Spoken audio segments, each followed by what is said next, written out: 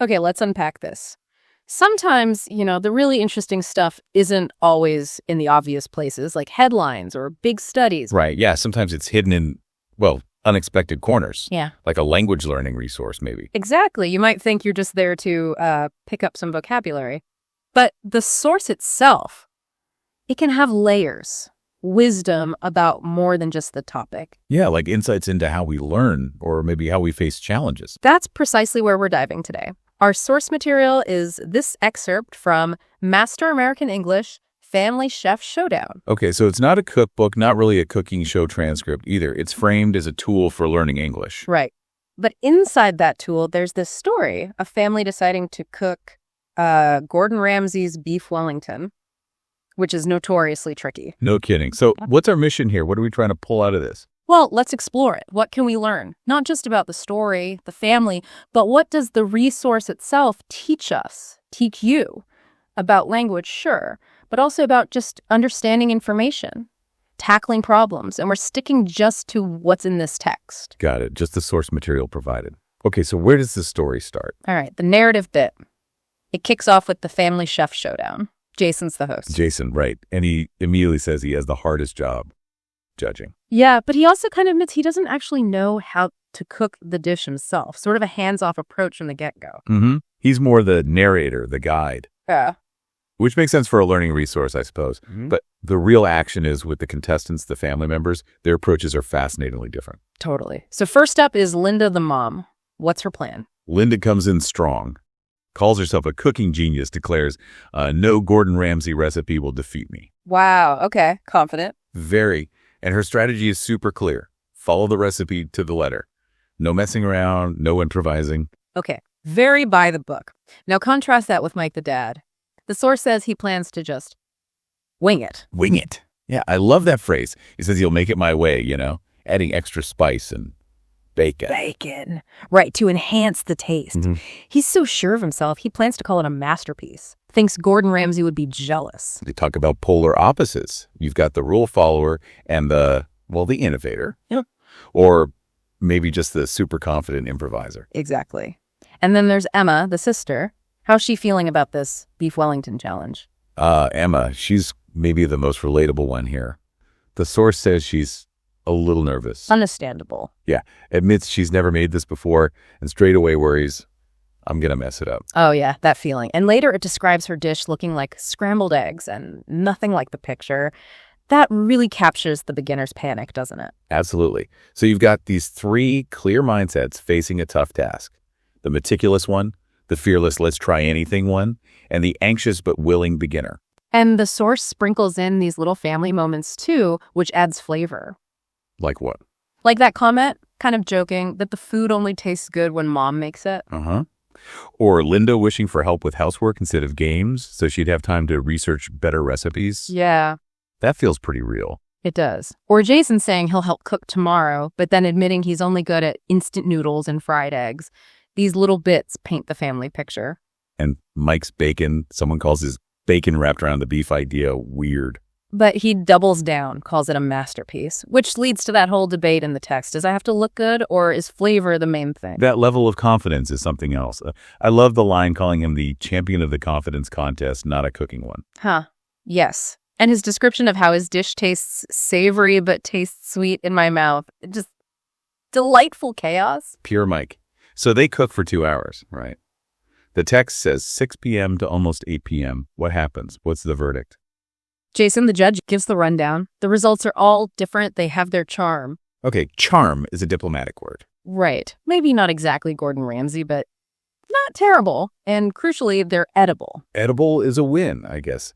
Someone adds, no Michelin star dish, but not bad. Exactly. And so, despite all the different outcomes, the messy results, they decide to call it a tie.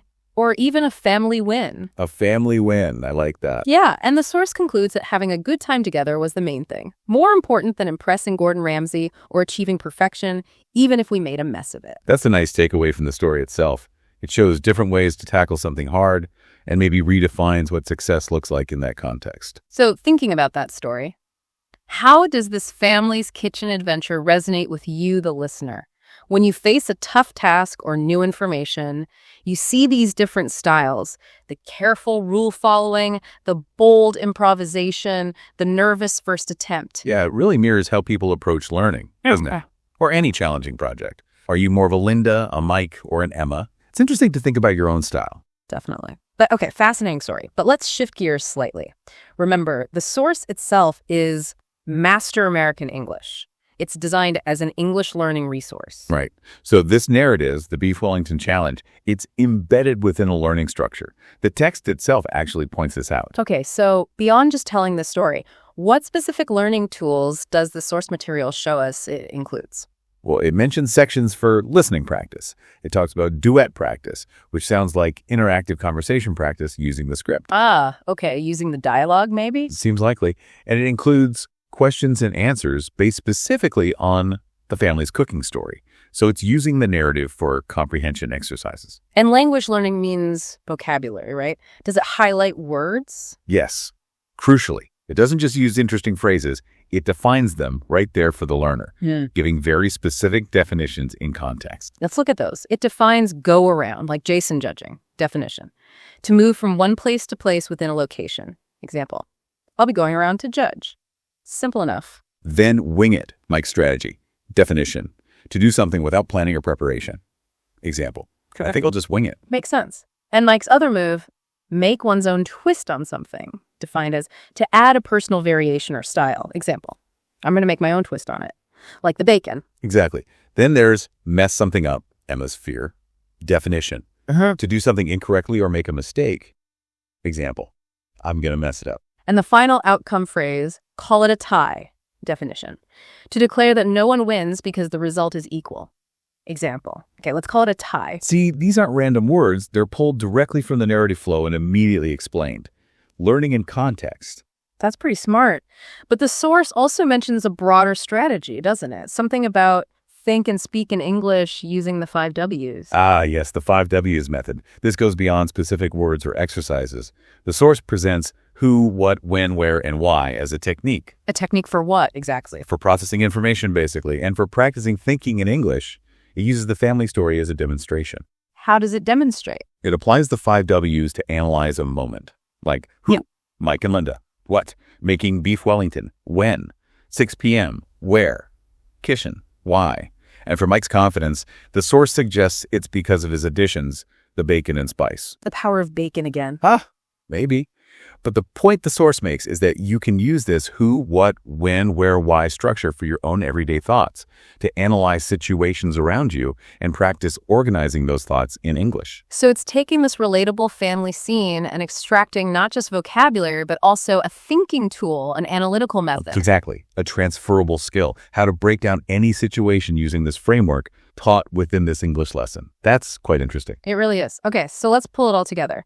We've looked at the family's adventure in the kitchen and the structure of the source as a learning tool. What are the big takeaways? What are the key ingredients for learning or maybe just tackling challenges that emerge here? Well, one clear theme is just the value of trying. The attempt. They took on beef Wellington, which is hard. And the source frames it positively because they did it. They had fun, even if it wasn't perfect. Right, just showing up and trying counts for a lot. And the source definitely shows there's more than one way to approach something. You had Linda following rules, Mike improvising wildly, Emma just trying her best despite nerves. They all got an outcome, different paths. Which leads to that idea of redefining success, maybe. They didn't make perfect dishes.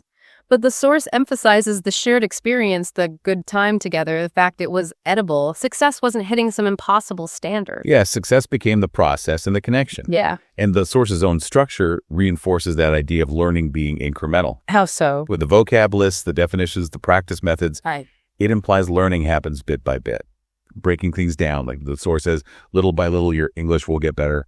It's a process. And finally, that 5 Ws method. It's presented as a concrete tool, a way to analyze, to understand, to structure thoughts about pretty much anything. A practical takeaway tool from the source itself. So what does this all mean for you listening? Whether you're learning English, tackling a huge project at work, or maybe just trying a scary recipe yourself. What lessons are there in this family's kitchen chaos and the way this learning resource works? It seems like this deep dive took us from a family attempting something daunting, The beef Wellington. right, to seeing how the source material itself guides learning not just language, but also how to process things, how to approach a challenge. From the specific words for trying and improvising and messing up Yeah. to a thinking framework like the 5 Ws, it suggests the whole process, even the messy parts, is where the learning happens. Exactly. So if the source values the attempt, the experience, the step-by-step learning, maybe the final thought for you is this. When you're facing something new, something challenging is the only goal, the perfect Michelin star result. Or is there real deep value in the journey itself? The effort, the inevitable mess, the learning that happens just because you tried.